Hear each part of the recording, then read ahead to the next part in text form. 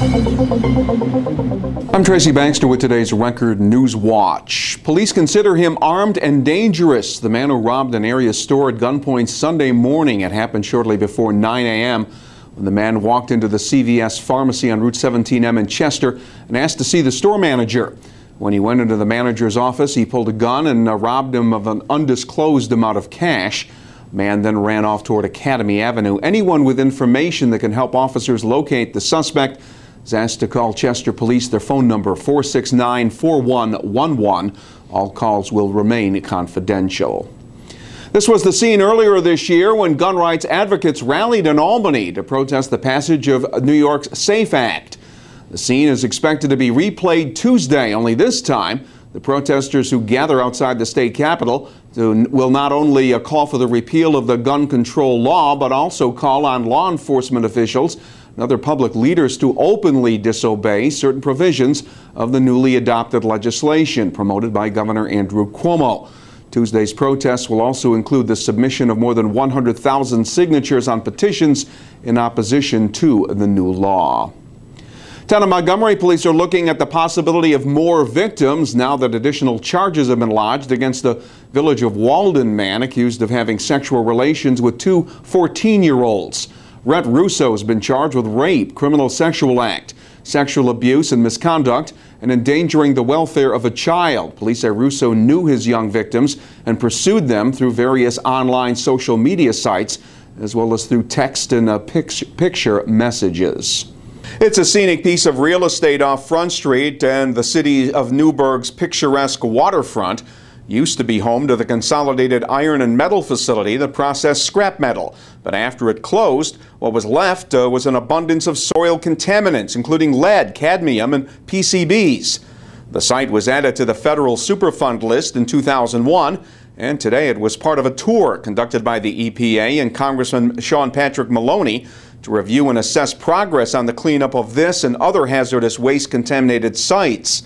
Since 1999, more than 117,000 tons of contaminated material has been removed from the Consolidated Iron and Metal facility with an eye towards its future reuse as something other than an industrial site. Many people are interested in having this be an attraction site, something here that would be a destination for people to use it as a real economic builder for the city. And if this site was something for the public, something that would bring people here, it would have quite a bit more value than just if you put houses or something on it. So we're not looking at another industrial site or industrial plant? No, on our riverfront, I hope not. We can develop this site now. It can be a big asset for the city of Newburgh. So it's important that we keep supporting the Superfund program, that we make polluters pay, and that we get sites like this cleaned up. To date, the cleanup of the Newburgh Superfund site has cost about $33 million. More than $13 million of that has been paid by the parties responsible for the contamination. A barn fire that killed 21 dogs at a residence in the Ulster County town of Olive Bridge has resulted in the filing of criminal charges against the dog owner. The blaze ripped through the barn off Mill Road Friday, killing the dogs that were between 1 and 2 years old. According to the Ulster County SPCA, all of them died of smoke inhalation. A 22nd dog was found dead at the scene but did not perish in the blaze. 64-year-old David Delicio has been charged with aggravated cruelty to an animal for letting the injured dog die without treatment. He will also face 22 counts of failure to provide proper food, water, and adequate living conditions for his dogs. The cause of the fire was being investigated.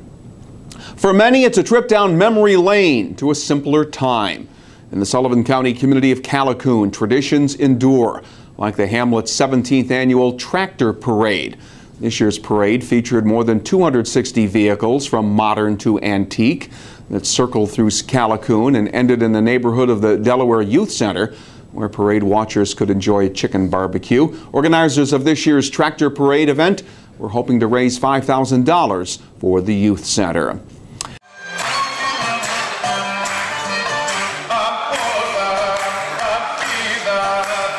And if you can't get to Greece, this is certainly the next best thing. Once again, the Holy Cross Greek Orthodox Church in the town of Wallkill invited the community to get a taste of their culture and heritage during their annual 4-day festival that wrapped up on Sunday, featuring traditional Greek music, dance, craft vendors, and of course, the food from their homeland.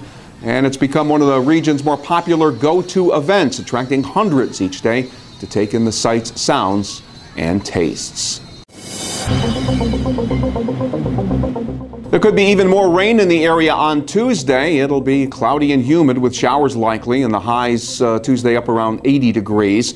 Outlook a little better on Wednesday with temperatures in the upper 70s under a partly cloudy sky.